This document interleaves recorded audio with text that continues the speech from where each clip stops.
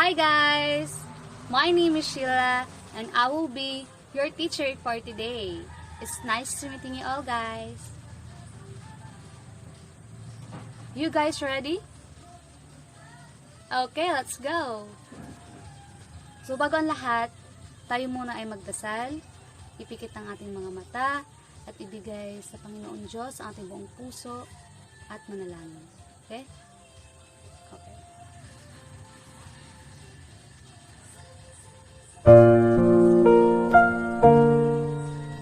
Please bow your heads and let us pray. Dear Jesus, please show me how to spend this day sharing your love in every way. Help me to be kind to everyone, to play and love and have lots of fun, shining your light and giving your grace, sharing your joy with a smile on my face. Angel of God, my guardian dear, to whom God's love commits me here. Ever this day, be at my side, to light and guard, to rule and guide. Amen. So ayan. Kamusta naman kayong lahat? Yan. It's so good to hear na maayos naman kayong lahat. Okay?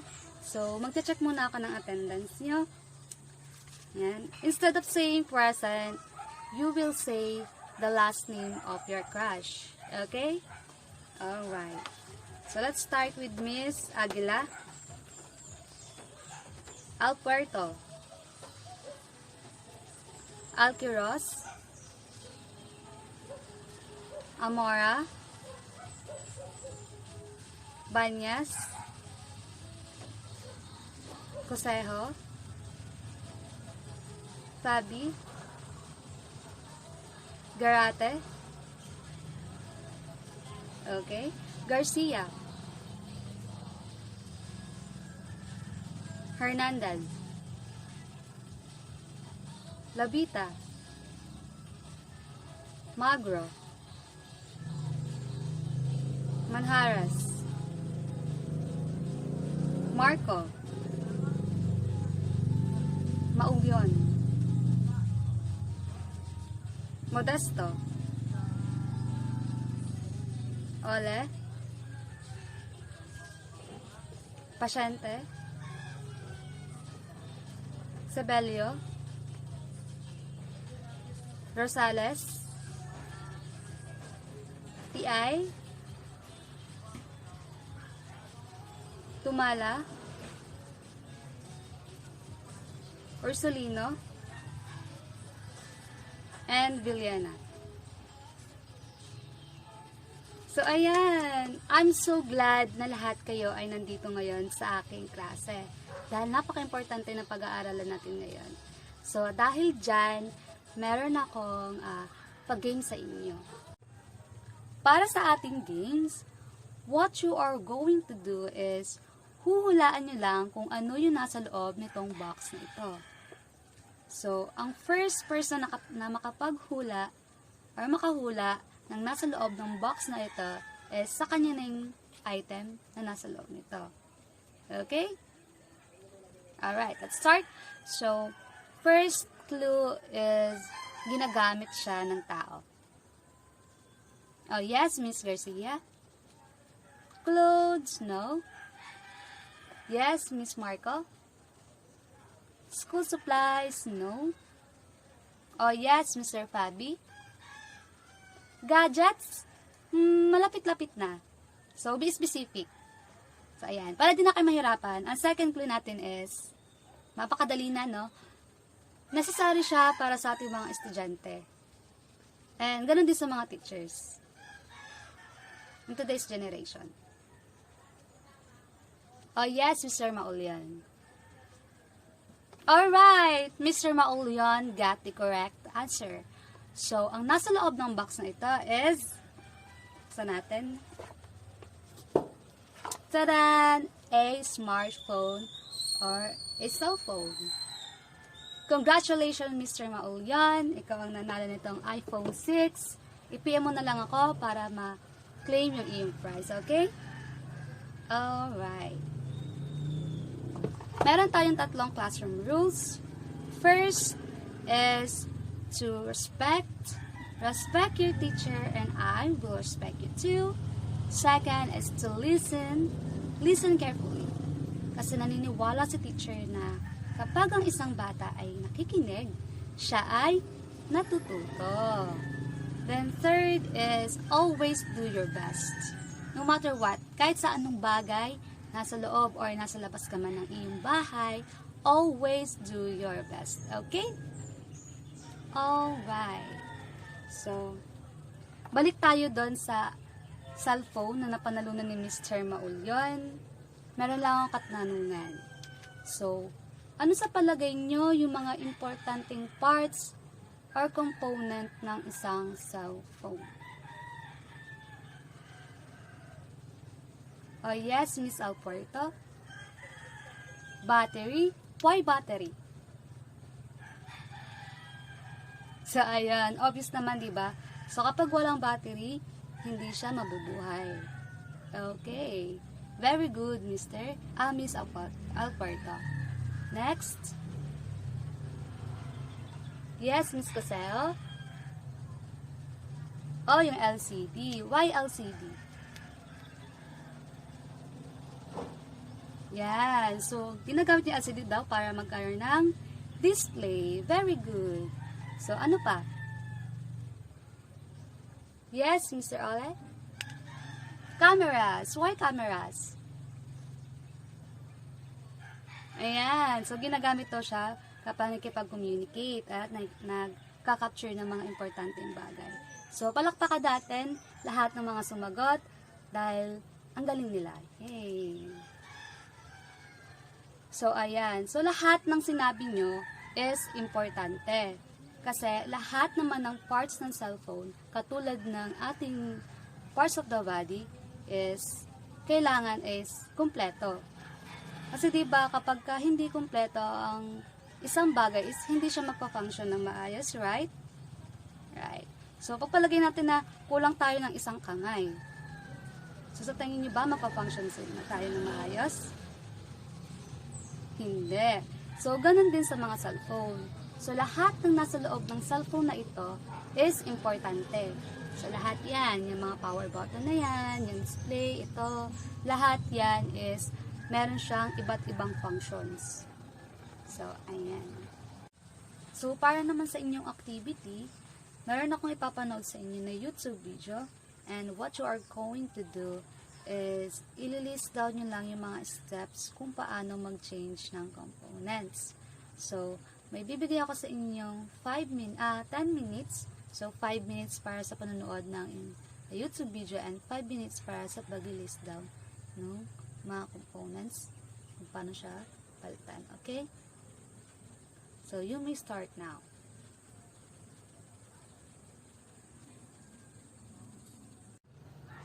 Before we start, let us recall the previous lessons. So, ano-ano nga ba yung mga pinag-aralan natin last discussion? Yes, Miss Magra? Correct, about flashing phones. So, ano meron kapag pina-flash ang phone? So, very good. So, kapag nagpa-flash tayo ng cellphone, nag-i-install tayo ng panibagong program para mapalitan ito ng panibagong program. Okay, next, ano pa? Yes, Mr. Maulyon. About unlocking phones, very good. Ano meron sa unlocking phone? Yes, yung mga tools na ginagamit natin sa pag-unlock ng cellphone. So, palakpakan natin yung mga estudyante na sumagot dahil talagang nakinig sila sa ating nakaraang lesson. So, ang topic natin for today is all about what's inside a smartphone. So, curious din ba kayo kung ano yung nasa loob ng inyong mga smartphones? So, ako rin noon, curious ako. So, nung napag-aralan ko tong lesson na ito, marami ako natutunan. So, marami ako nalaman about sa kung ano yung nasa loob nito, kung ano ba yung mga gandang quality na nasa loob ng isang cellphone. So, kayo rin ba? Gusto niyo bang malaman yan? Alright! So, makinig lang kayong mabuti kay teacher dahil dadalhin ko kayo sa loob ng isang smartphone. Okay, so without any further ado, let's start. Dumako naman tayo sa iba't ibang parts or components ng isang smartphone. First sa ating listahan ay ang display. So, ang display, siya yung common or obvious na nakikita natin sa isang smartphone. So, ayan, meron ako ditong model ng isang cellphone. Ayan. So, ito ang display. Diba? So, halos sasakop niyo na yung front ng ating cellphone. So, although nasa outside part siya ng cellphone, itinuturing pa rin siyang internal part ng isang smartphone. Yes. So, sa display, meron tayong dalawang types, which is yung LCD, liquid crystal display, and second is LED, which is yung light emitting diode. So, ano nga ba yung pinagkaiba ng dalawang ito?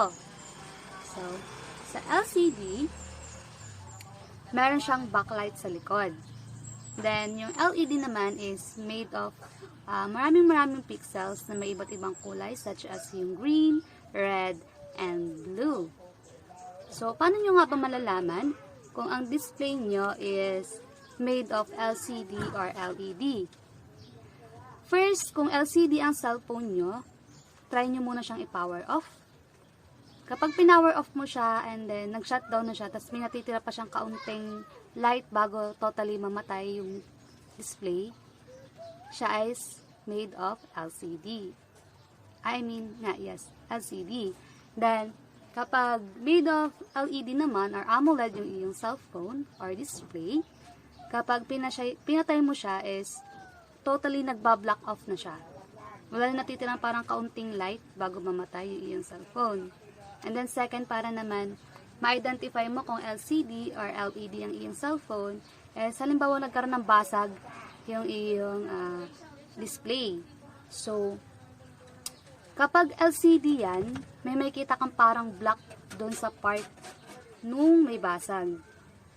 Yung parang black na bilog na kumakalat. So, kapag ganon, ang iyong display is made of LCD. Then, kapag LED naman, kadalasan, ang sira ng kanyang display is nagkakaroon siya ng screen burn. Yung mga parang guhit-guhit na kulay red kapag tumatagal. So, kapag kaganon, AMOLED or LED ang iyong display. Second sa ating listahan ay ang battery. Alam nyo ba, class, na isa sa pinaka-importanting part ng cellphone natin ay ang battery? Yes, dahil si battery ang pinagmumulan ng power ng ating cellphone.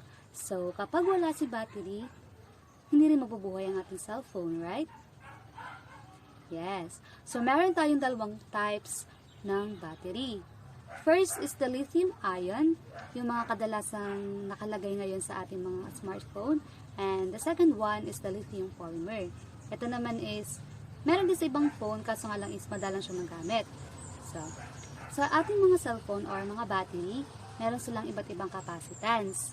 So, kapag ang nakalagay sa battery nyo is 4,000 to 5,000 mAh pataas, so it means matagal siyang malobat at mataas ang kanyang capacitance. So, kapag ang iyong cellphone naman is nag-range ng 2,000 to 3,000 mAh, it means medyo mababa yung capacitance ng kanyang cellphone, so most likely, mabilis siyang malobat. Pero nagbabari pa rin naman ang capacitance ng battery sa paggamit nyo ng inyong cellphone.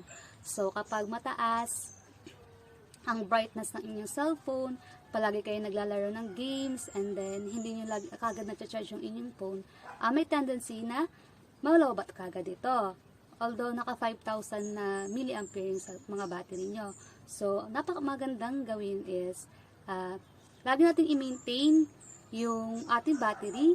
So, kapag umaabot na ng 20%, i-charge na kagad natin para maiwasan natin yung pagka-drain ng battery. Kasi, paminsan, kapag lagi natin-drain yung battery, nagkokosto ng kanyang pagkasira. Second sa ating listahan ay ang battery. Alam niyo ba, class, na isa sa pinaka-importanting part ng cellphone natin ay ang battery?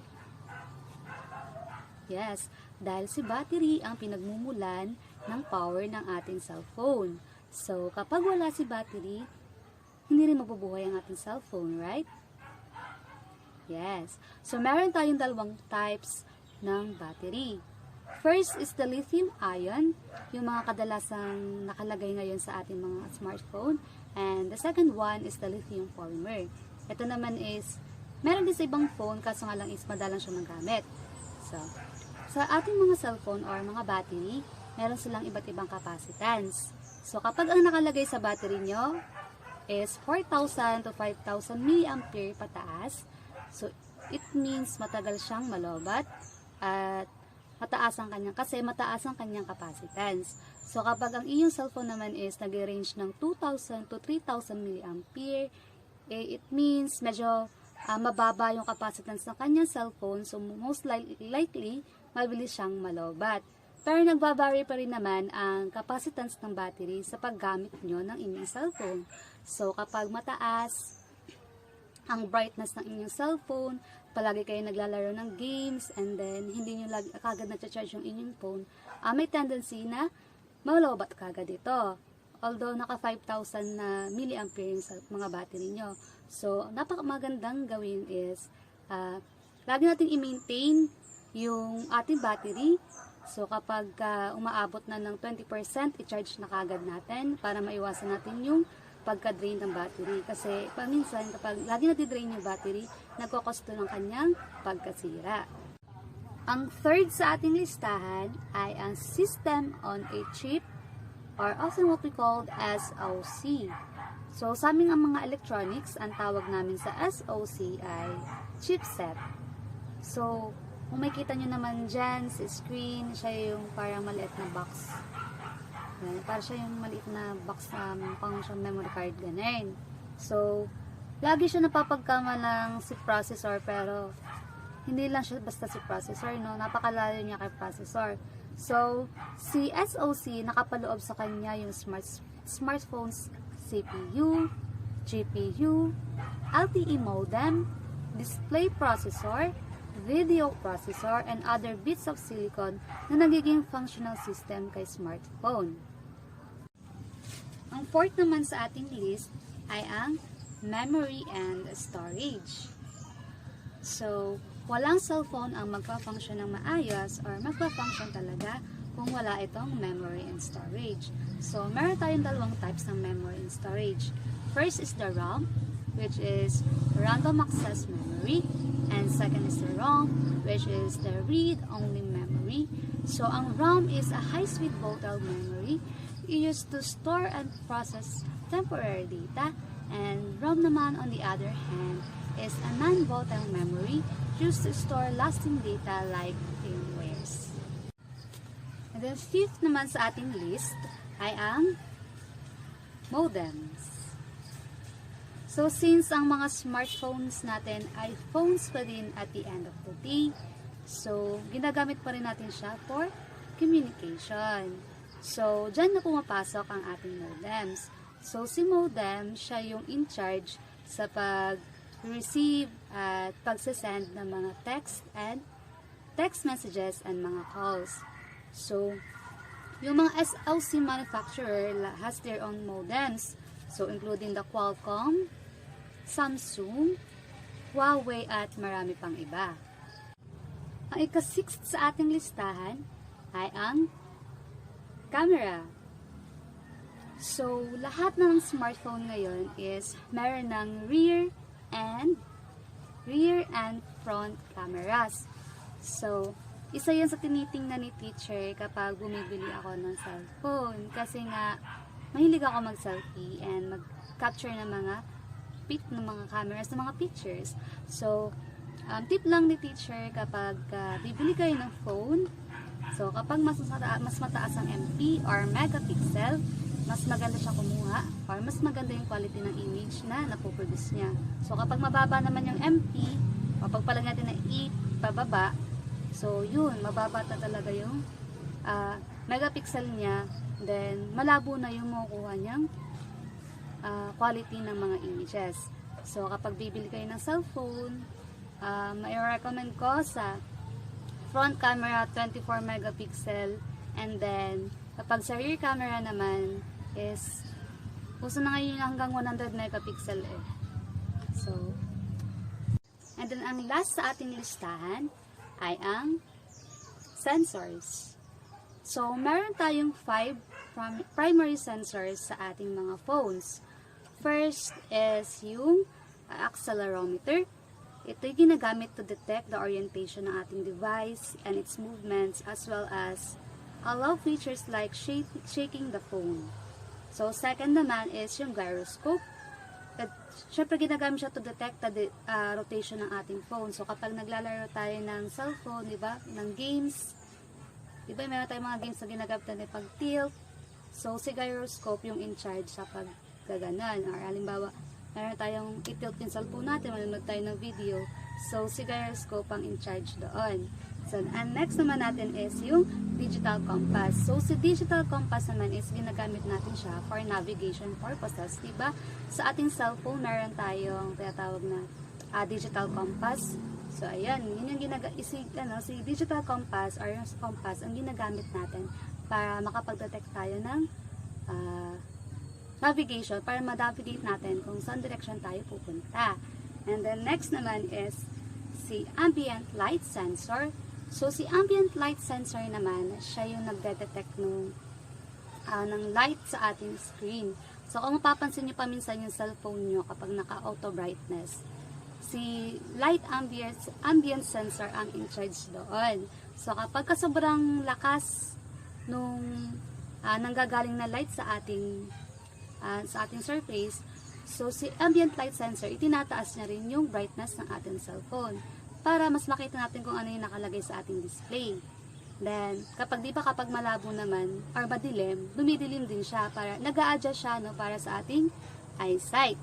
So, next naman, last but not the least is the proximity sensor. So, si proximity sensor naman is siya yung in charge kapag halimbawa may tumatawag sa'yo. Okay. Pag may tumawag sa'yo, nakabukas yung phone mo, kapag tinapat mo siya sa tenga mo, namamatay siya. So, siya yung in charge doon. So, yun lamang.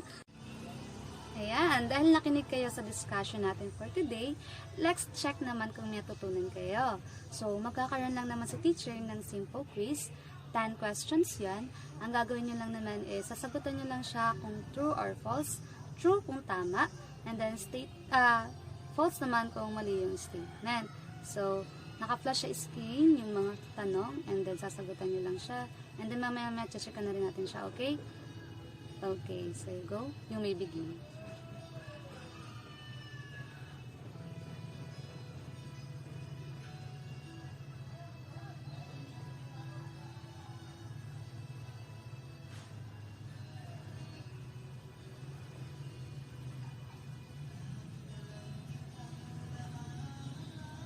Okay, next slide.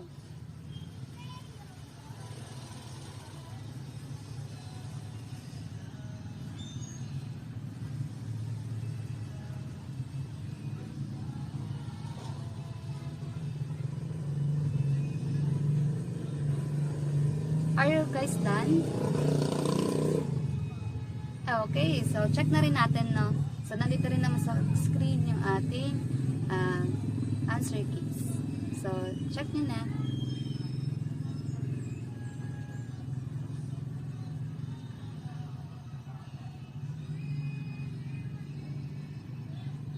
Ayan, na-checkan na ba lahat? Ayan. So, palakpakan natin ang ating mga sarili. Yay! Ayan, dito na nagtatapos ang ating discussion for today. Again, this is Teacher Sheila and I hope na magkita-kita tayo ulit next lesson para makapag-share tayo ng ideas sa isa't isa, okay? Alright! Lahat kayo magagaling, guys. So, hanggang sa muling pagkikita, paalam!